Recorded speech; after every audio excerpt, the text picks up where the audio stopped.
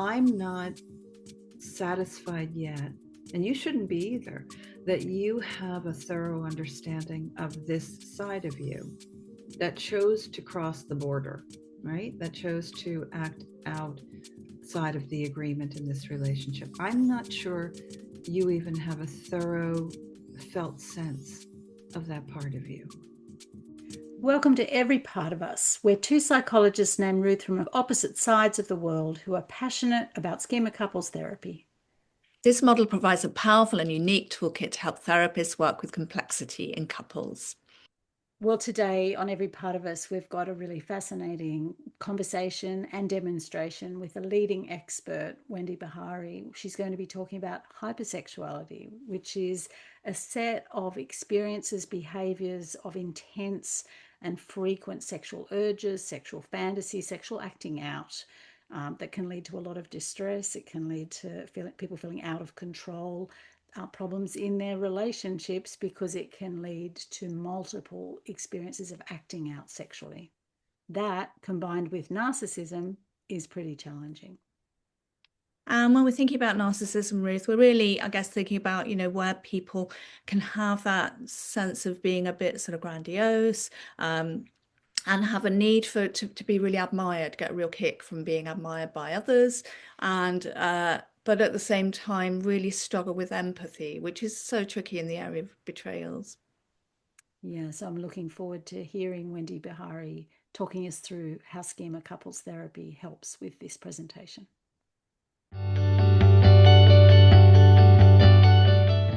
So I guess, Wendy, just as we get started, what is it that you see, particularly, I guess, just in a broad sense, of how does schema therapy really help couples understand betrayals and healing from betrayals?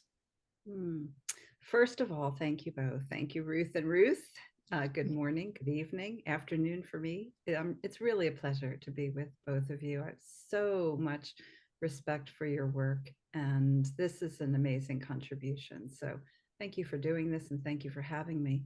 I think, I'm so passionate about the model, as you know. I know you are too. And I think it brings something very robust, very important to the work with couples, because we can look at the relationship as the most fertile soil for the activation of all of our early life themes, life experiences, our scripts. It's such an important relationship. And so it has the quality of sometimes being a bit too important to our most vulnerable self, and easy to get into these snags or these patterns where we can be triggered, and suddenly it's as if we're reliving something very painful, very frustrating from the past, and really looking to this partner to be the one who would otherwise protect and rescue and secure that sense of well-being. Mm-hmm. Absolutely. Yeah, I know you, this idea of a sort of narcissistic overcompensatory mode. I wonder if we're just sort of helping the audience understand that a little bit, if you could unpack that. Yeah, I mean, when we're talking about infidelities, we're talking about relationships that are really at high risk. Consequences are great. Failure is not an unlikely outcome in those situations without help. It's another reason why I think the schema model is so valuable to this process, because we can really get down deep into the heart of what's not only what's happened, which may be really tragic and upsetting, but it's shattering at a deeper level, right? Because schemas are getting activated, these early life experiences, for those who are not aware, these traits, these beliefs that kind of live in your bones. And it moves us into ways of coping, right? Ways of trying to survive amid all the pain that's being experienced. And that's just part of our humanness. We all have schemas. So when a betrayal occurs with someone who has narcissistic features, the narcissist is committing a betrayal, what we sometimes think of as a hypersexual narcissism. And there's reasons for that. Narcissists do tend towards a lot of stimulation seeking. They tend towards not having a good sense of boundaries and limits. They tend towards a lot of entitlement, high entitlement, low empathy for partners, and the impact on partners. So it's not that surprising that they would be a major player in this particular problem. betrayed partners, as I said, their lives can feel shattered. And so if you've already grown up in your life and come into this relationship with this idea that I'm not worthy, I'm not good enough, I am defective, I'm broken, I don't have value, and now this has happened. It's just one more layer of affirmation of my fault, Mm. my responsibility for this problem. And so looking outside for validation, looking for others who can, stake their claim on this is bad, this is wrong, narcissists are demons, you've got to run, get out, run for your life. It's never going to get better. It's hopeless. Be angry all the time, because that's the only way that you can feel like you have strength and sturdiness. And there's no service in that, right? There's no service to us in being angry all the time. It's exhausting, it's tedious, and frankly, it just wears one out. It doesn't really get at the most important element, which is the grief and the pain and the hurt and the sense that I've lost. Let's look at betrayal, right? I've lost the person who I've lived with and loved and had this kind of dream of a life with. I've lost that now. There's a kind of death in my relationship.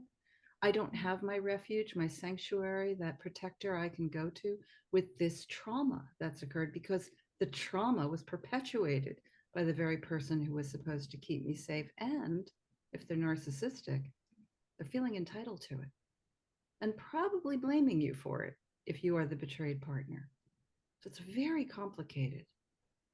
So we've really got two quite different experiences of the same event, which happens in every affair, right? But in the examples you're just talking about there, you've got a betrayed partner who doesn't know how to get heard about their pain, or doesn't feel at all heard or dismissed, and as you said, blamed at times. And then the partner who's had the affair, maybe arguing the point and whether I really did do anything wrong, or maybe if you had more sex with me, or so really two very polarized perspectives on the affair, which then if we're trying to help couples hear each other, that's a massive challenge.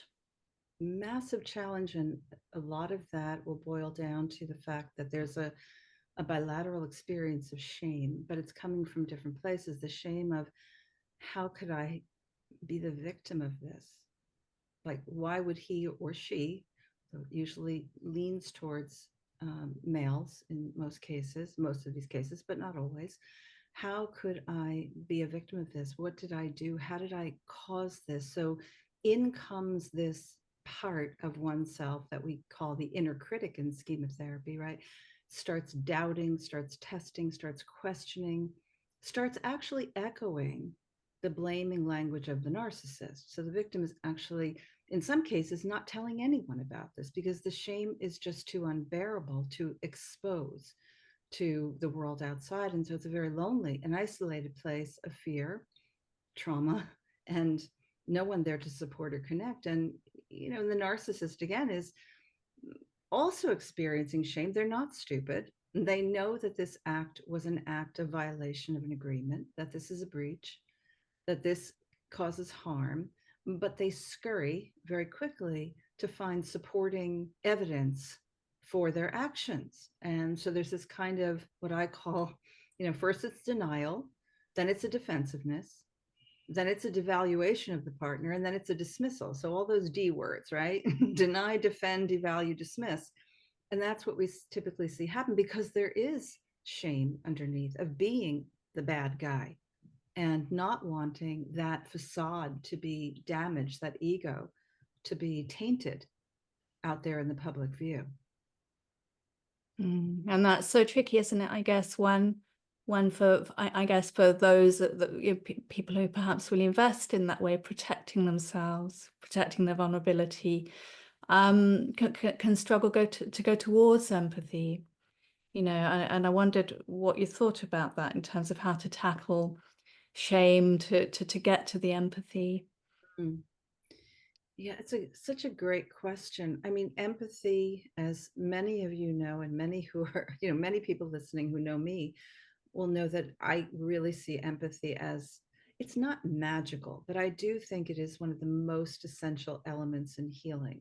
I mean, if we really understand what empathy is, and we don't, mistaken it for compassion or sympathy, right? So we have to really know that empathy is that really deeply attuned, skin felt, bone felt level of understanding.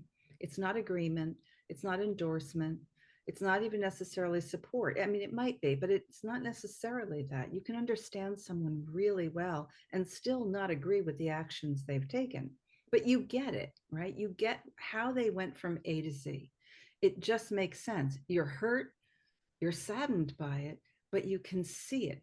And the reason it becomes so important in the restoration of trust, if there is to be restoration of trust, or sometimes even just the construction of trust for the first time, is that you liberate yourself from blame when you understand narcissism. You liberate yourself from self-doubt, self-blame. Doesn't mean you have no responsibility for conflict in your relationship, but you're not responsible for the trauma that's been acted on you.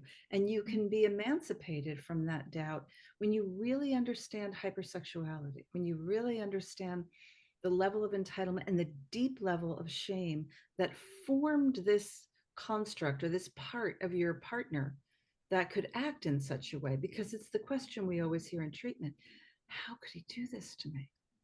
I don't even know how he could do this to me. But the question is never really being answered, not in that empathically attuned understanding way. It's being answered through this critic. Well, here's how he did it to you. You don't take care of yourself. You're always angry. You complain too much, right? So that's typically how it shows up. So how, Wendy, do you explain a hypersexual mode to a couple? What are some of the language that you use? Maybe, even if I'm turning up and I'm the partner who has had multiple affairs potentially, and so they're starting to leak out, and I might have a whole long narrative of why I do what I do. How would you help me to understand myself? Yeah. Well, it starts with, first of all, as a therapist, be prepared. It won't be easy. Manage your expectations as well as theirs. It won't be fast. And, healing, what does that mean? It means we'll reduce the degree of triggering that's going to happen for this couple. We won't eliminate it completely. There's just so much stimuli out there in the universe that can, reactivate those feelings of doubt and suspicion and mistrust. So we have to prepare them for what it looks like at the finish line, which means, yeah, you can have less triggering and you can have less intensity and you can recuperate more quickly, right? So there's a faster recovery. That's a promise that we can make because we know we can do that with our model, but it will take excruciating amount of work, and therapists need to be sturdy, like really well postured in the chair. We have to be in the healthiest adult mode we can be in to manage all the obstacles that are going to come our way. So the first thing we have to do is really help them understand the universal truths about relationships, understand that until I might say to the narcissist, until you fully understand this side of you, this part of you, we'll call it a mode, right? This part of you that isn't always acting this way, but under certain conditions would find yourself drawn to step outside the boundaries of your relationship without regard for the consequences. Or if you did have regard, there's kind of there's a way of explaining it to yourself or defending it to yourself. We have to understand that part of you, not as the bad guy. So I'm using a lot of empathy because I know the narcissist is sensitive to criticism. So I have to start with a lot of empathic prelude to the confrontation. You're not the bad guy. You may have done some kind of really bad things, but that doesn't make you the bad person. There is an explanation for how you've arrived in this place, for why this has become your, let's call it your drug of choice. But there's a reason for that. And until you can deeply connect with an understanding of your own personal story, it will not be possible for you to really step inside the world of your partner and understand what she or he is experiencing, because you're too smart for that and you're carrying a lot of shame. I don't feel any shame at all. Well, no, you do. You do, which is part of the reason why you jump to your own defense so quickly. And so we have to be ready to really, it's a lot of work for the therapist, because we have to pay a lot of attention to what's going to keep getting fired back at us in the form of entitlement, leave me alone, don't tear me down, I didn't do anything wrong, it's all her fault. Yeah, absolutely. Absolutely. And I'm sure we can all recognize those, sort of ways perhaps that we can experience people like this when they come in the situation. I was wondering, Wendy, with working with perhaps people who are on the more narcissistic end of the spectrum, I mean, what traps do you think there can be for therapists in working with betrayals? Well, again, a lot of denial. There's so much denial when you're working with narcissists. It's like, it's not me, it's everyone else. I don't see what the big deal is. So there's a lot of minimization, invalidation of feelings of others. Everyone's too sensitive. Everyone makes a big deal about everything. My partner's too dramatic. You're too dramatic, they may say to you as a therapist. You're too sensitive about this. Why did we have to go on and on about this? I said I was sorry. I don't see what the big deal is. Can't we move forward? I've forgotten it. Why can't you forget about it? So there's just this total sense of dismissing the importance of this, and not because they're not unintelligent, right? But they are typically emotionally blocked or emotionally illiterate in this area, again, because of the large degree of very toxic shame and defectiveness that they carry in the core. Yeah. I mean, I was wondering, it'd be quite nice to see this in action, Wendy, to do a little demonstration. Sure. Yeah. So, Robert, I noticed that, when Ruth was describing how she's still not quite yet in that safe place, she's not feeling safe enough yet. She's still asking some questions. So she's still sharing with you some of her doubts and her suspicions. I noticed you sort of looking away, and it's been 6 weeks. I can see the upset on your face. It's been 6 weeks. I've said sorry, and I've done everything she's asked me to do. Really, it's pretty much time, I think, to move on. I don't know what you're asking from me. I mean, what do you want me to beat myself up every day for the rest of my life? It's ridiculous. There's plenty of men out there who have actually done a lot worse than I've done, and their wives aren't doing what you're doing, Ruth. I'm tired of it. But Robert, but you actually went on a train yesterday with that colleague that you had an affair with, and I don't, and you didn't tell me you were going. There's nothing to tell, really. Andy, can you just let her know? Like, she needs to stop with all of this blaming. It's ridiculous. I've said sorry. What else do you want from me? Robert, I get the sense that there's a part of you right now, this side of you, that just feels like no matter what I do, it's not enough. Nothing I do is enough. This will never get better. Are you feeling like a sense of? Absolutely. It's like she's asking me to climb a massive mountain, and I've climbed one already. I've said sorry. Yeah. And the truth is, and I'll just throw this in because I think there's a misunderstanding about the expectation for healing in the aftermath of something like this with these betrayals. It's only been 6 weeks. I know you say it's 6 weeks, and I'm saying it's only been 6 weeks. That is how not much time? As much time as it might need to take, but I don't mean forevermore. What I'm saying is, I think that the most critical elements of the work are still underway. We're still in a work in progress here. And what I mean by that is, I'm not satisfied yet, and you shouldn't be either, that you have a thorough understanding of this side of you.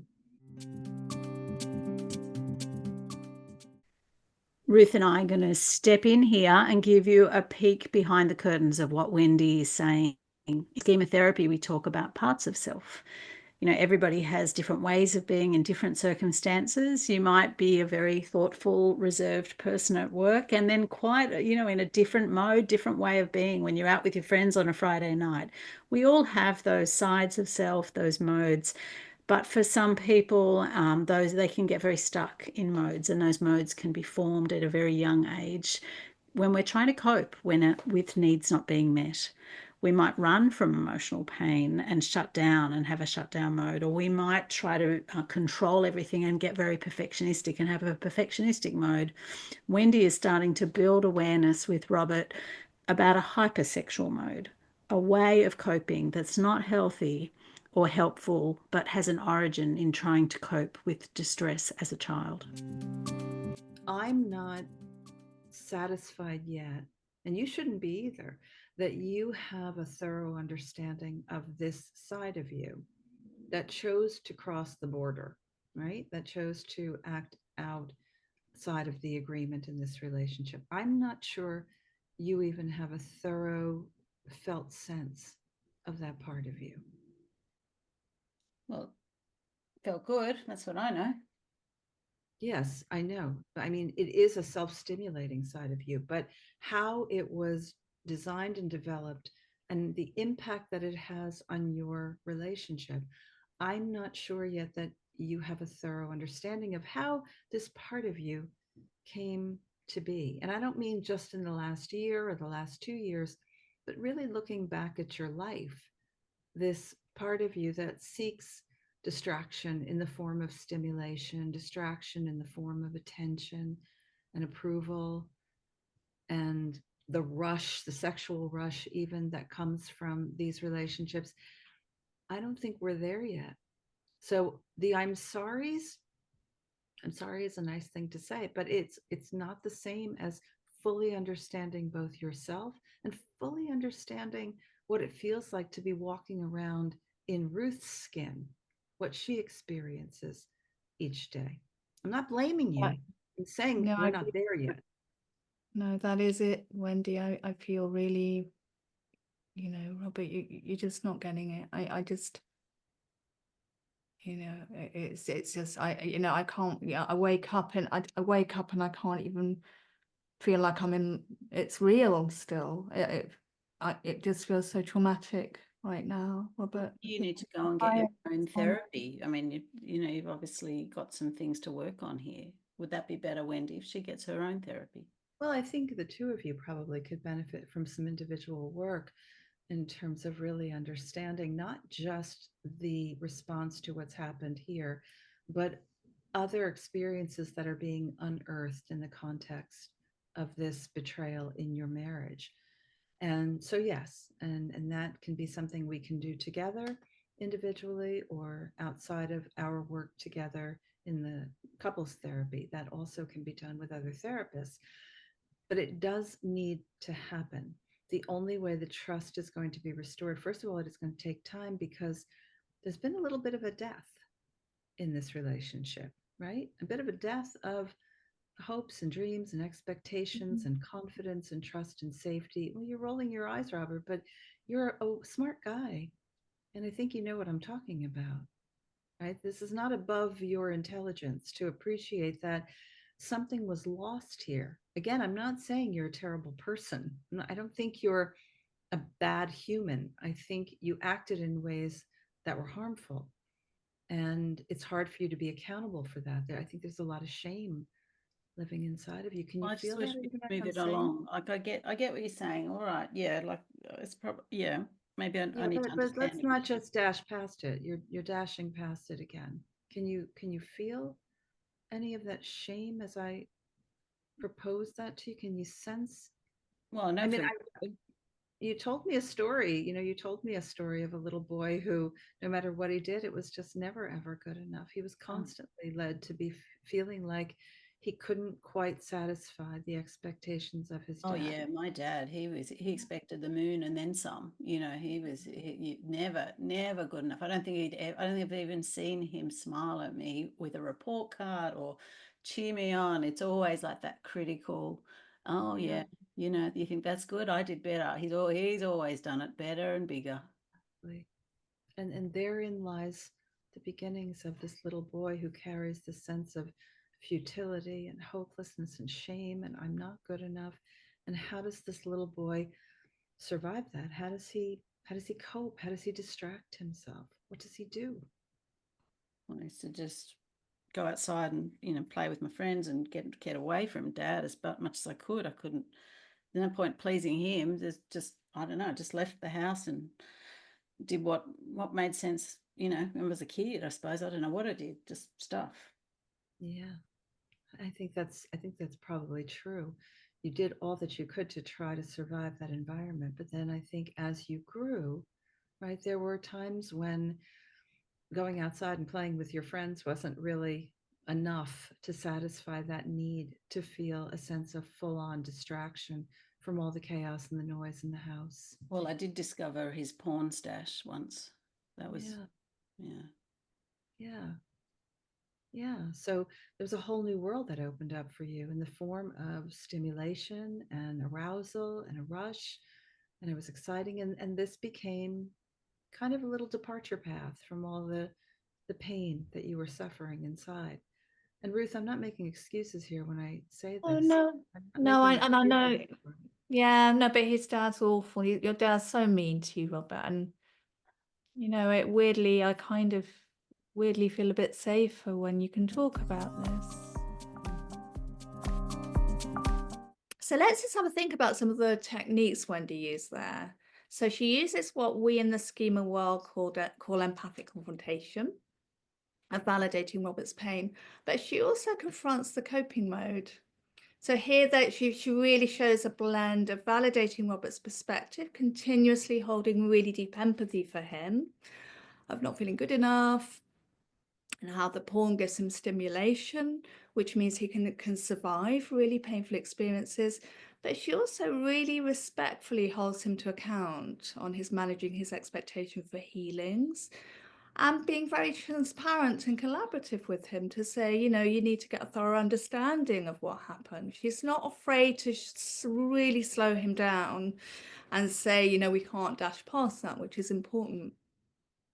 And then what's really lovely in the role play is that Wendy uses limited reparenting, which is a really important part of schema therapy for couples, where she wants to highlight the cost for Robert's little child of looking beyond, looking beyond what's going on in the here and now to remind him of the little boy inside.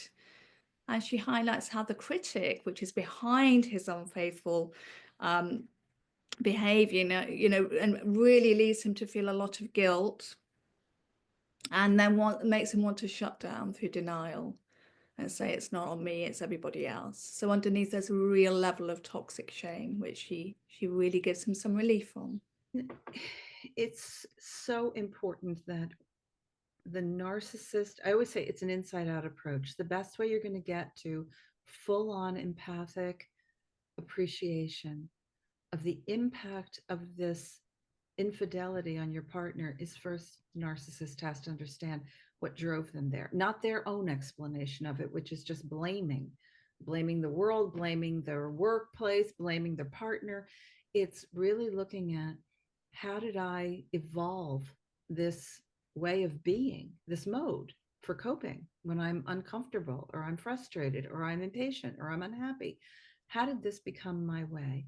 And the more they can understand that, the better the chance that the shame begins to recede. And then there's more energy and presence for understanding and listening and really connecting with, in this case, Ruth's pain, really seeing inside her world and what's happening for her. And the more she, as Ruth just described in the end of that little piece, can see that there's an explanation for this, it doesn't take away the fact that it's not okay what happened in the marriage, but it makes it less about her. She didn't cause this.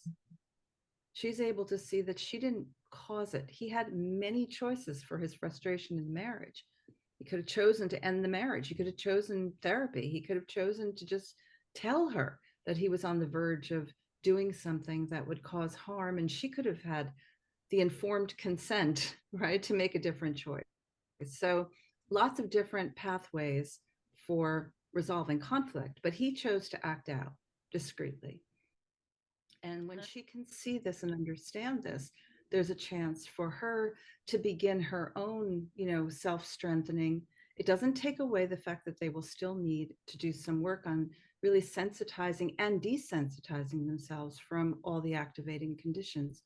But it's a start. It's a start. It's a little bit of a more psychoeducational piece. It's a start. I think the separate individual work with each of them around this understanding of themselves and their own makeup and their schema profiles will be also incredibly important to the process. Well, thank you, Wendy. It's been a masterclass in some beautiful techniques in working with complex couples who have big challenges in navigating their relationship, let alone their betrayal. So we really appreciate your time today. There'll be details about Wendy's work and training and books available in the show notes at the end.